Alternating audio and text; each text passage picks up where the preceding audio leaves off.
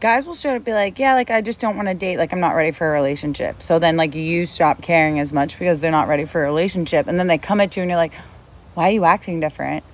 Is everything okay? Sorry, sir, you have to upgrade the subscription to unload more. So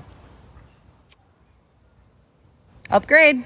That sort of thinking from women isn't a joke. That's 100% real. Oh, you want something from me in a relationship? Well, what do I get in return? We need to negotiate here. We need to work out terms. I need a contract. I need an ironclad agreement. I'm not just going to give you anything until I know what I'm going to get in return. I'm a woman and I am approaching this relationship with a very practical mindset. But Alexander, this sounds like you're describing a man. Aren't men the ones that are logical and practical? Aren't women like dreamy and romantic? Really?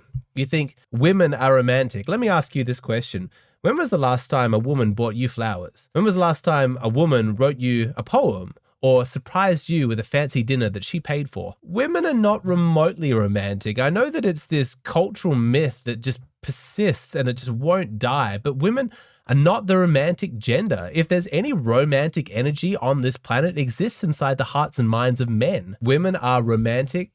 No chance, not falling for that one anymore. As a default rule, both genders take a practical approach on issues that relate to their survival. So for men, that has to do with our work, our career. There are some exceptions to this. There are some dreamy, creative guys out there who just, do what they're passionate about. But for the most part, a lot of men approach their career in very logical, practical terms. This is what I'm good at. This is how I can make the most money. This is the best course of action for getting educated, getting hired at the company that I want. They're logical about their careers. They approach their jobs and their work with a very practical approach. Some women approach their careers like that, but a lot of women place a lot more emphasis on work-life balance, on enjoying their work, on expressing themselves emotionally, creatively, spending time with people. It's far less likely to be about the status and the money and more about her enjoyment. So why is there this difference between men and women? Why do men approach their careers with such a practical mindset, whereas women are a lot more free-flowing? Well, it has to do with the different evolutionary pressures that each gender was subjected to, because for men, our position, our status, our success often depended on our level of competence, our position in the hierarchy, our status. Why status is important to women and how to use that status in order to make them more attracted to you is actually the topic of my latest Patreon video. You can watch that there. But from an evolutionary perspective, for women, their work, their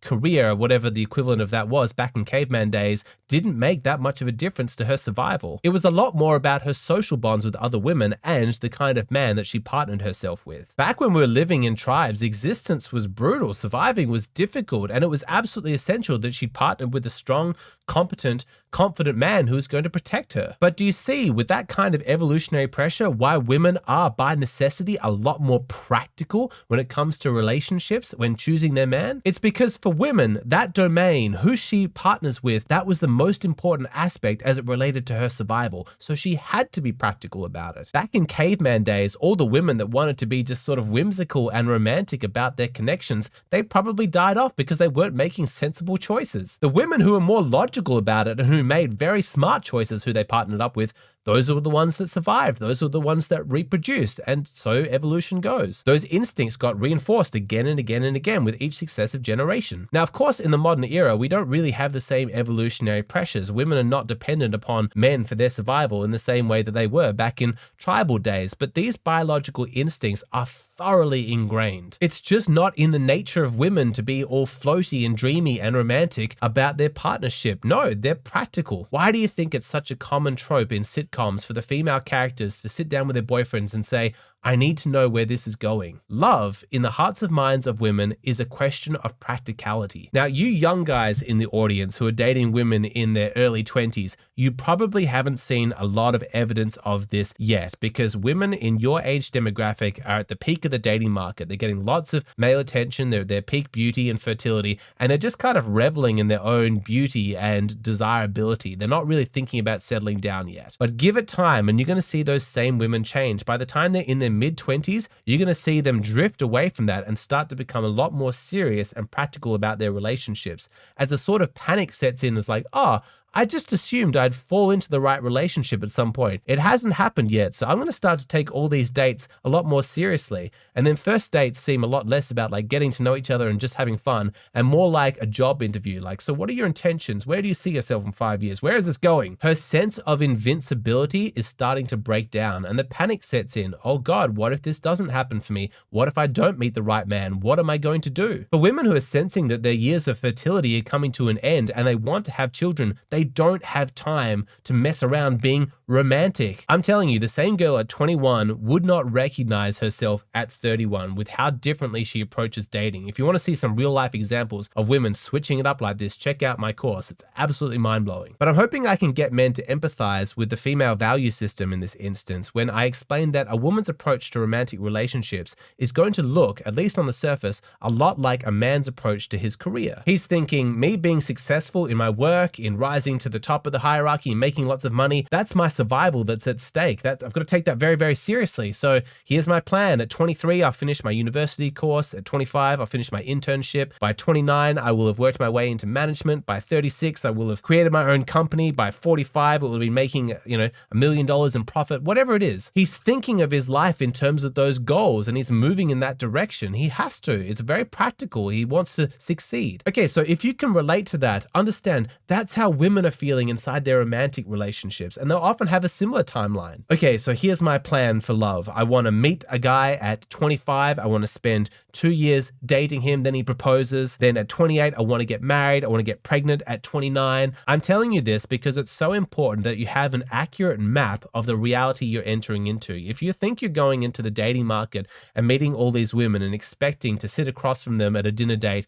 and they're just going to be dreamy and romantic and flowing and, oh, who knows what's going to happen? I'm just some emotional creature and love is just mysterious and I don't really mind, then you're just kidding yourself. You're going to make so many mistakes. You need to understand that women are approaching this stuff really practically. They take it seriously. Maybe when she was younger, it was like, oh, I'm just having fun. I'm following my bliss. I just like that he makes me feel certain things. But as she gets older, it's a lot more logical in her mind. She's got like a checklist, like, how old are you? What do you want in the future? Do you own your own house? How's things going with your job? When do you want children? She doesn't have a lot of time. And so she doesn't want to waste the precious years she has dating a man who's not going in the same direction that she is. Now, to women, this seems completely normal. They can all relate to this, but there's not really a lot of empathy from those women about what that experience must be like for a man to sit across from you while you're checking off a checklist in your mind. Let me tell you, it's actually extraordinarily dehumanizing for the man. But of course, women don't discover that because we don't live in a culture where cross-gender empathy is encouraged in both directions. Men have to understand the female experience, but God forbid, you should actually encourage women to compassionately empathize with what men are going through. Like, as men in 2023, I think the vast majority of us can articulate what sucks about being a woman, how it can be dehumanizing to have men just want you for sex, to be viewed as a sex object. But is there really any cultural pressure going the other direction, encouraging women to understand how dehumanizing it is for a man to be viewed as a success object? Not to be valued for who he is and to value that connection, but to be viewed in terms of what he can provide. What practical benefit can he bring to her life? I've spoken to a number of women in my personal life about this, and very few of them have any understanding of what that feels like as a man. And there's not really any social stigma against them for having that blind spot. If we started calling every woman who didn't understand the dehumanizing aspects of the male experience a sexist, we'd be calling 90% of women sexist. But regardless of whether or not women actually recognize it, the fact remains that it is a dehumanizing experience. When you're sitting across from a person on a date and you want to bond, you want to connect, you want to be visible, you actually want to be recognized as a real person in their eyes. When you see that they're just judging you in practical terms about the efficacy of this relationship and how quickly it can move her towards her goals, it's dehumanizing. It sucks. And so when men complain to me about this and they ask my advice, which anyone can do, you can just talk to me here, what I tell them is that you have to give up on your idea that women are romantic. Just let that die. Just accept that when it comes to matters of the heart, women are very, very practical. She has goals. What you need to look out for is whether or not she has the the same goals as you. Because even if a woman is very practically minded when it comes to romantic relationships, that doesn't mean that it necessarily has to be a dehumanizing experience for you. Perhaps one of her goals is to foster a very deep emotional connection where the two of you can be vulnerable with each other and pair bond over that. Perhaps one of her goals is to find a man who's going in a really amazing direction and has goals that she aspires to herself and that she supports, and she's looking to be a supportive energy behind him, boosting him in his direction. Maybe one of her goals is to provide her children an amazing parenting experience where she's a great mother and he's a great father. All of those are really amazing goals. They're not romantic necessarily, but still they're incredible and they're affirming to your humanity. So you've got to listen out for this. Pay attention to what a woman says her goals are and then start to rank them in terms of this indicates that she's low quality or this indicates that she's high quality. A low quality woman's goals are deplorable, like how quickly can I domesticate him? How quickly can I bend him to my will? How quickly can I get him to give up his hobbies and all of his friends and to isolate him from his family so he's completely dedicated to me? Maybe her goal is to be extremely wealthy, and so she's judging men by the size of his bank account and also his willingness to spend what money he has saved on her comfort. It's a big red flag when a woman has a value system centered around money, because she's going to have a big incentive to divorce you one day. I really don't think men should be dating women who are overly materialistic. You're just tempting fate. Even if she seems to have family values and she wants to become a mother, that's not necessarily a green flag. It depends on how she wants to do it. Does she value the masculine role in parenting children, or is she basically looking for a sperm donor and a wallet? Does she have that motherhood entitlement where she views women as the real parents? Does she expect you to work all day and provide completely for the family while she gets to spend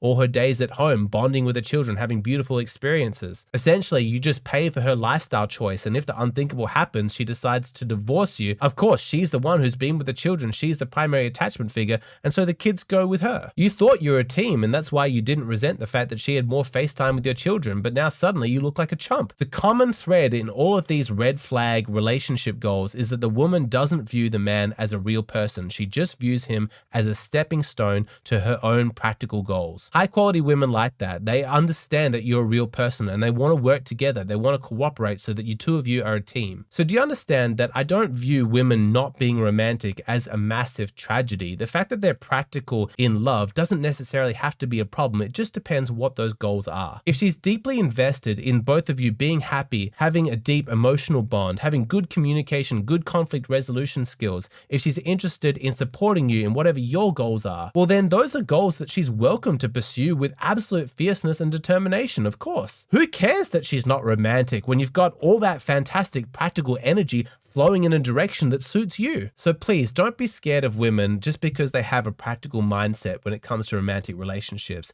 Just dig a little bit deeper and find out what those practical goals are. Are they to get to know you at the deepest possible level, or are they to exploit you and extract as much from you in order to further her own selfish personal goals at your expense? Because if it's the latter, then run.